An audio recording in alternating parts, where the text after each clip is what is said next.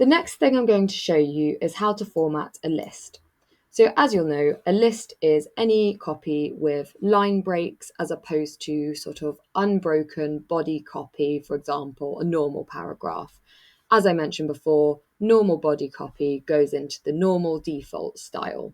But for lists, it is a bit different and we do have to tag them in a Sage style. There are different types of lists and different corresponding styles. So I'm going to show you the different styles that we could use for a list. So popping out the styles pane, at the top you can see here we've got the Sage bulleted list style. We would use this for any list that uses bullet points.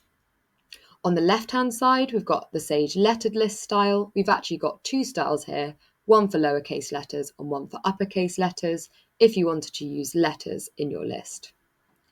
On the right hand side, we've got the Sage numbered list if you wanted to use numbers in your list.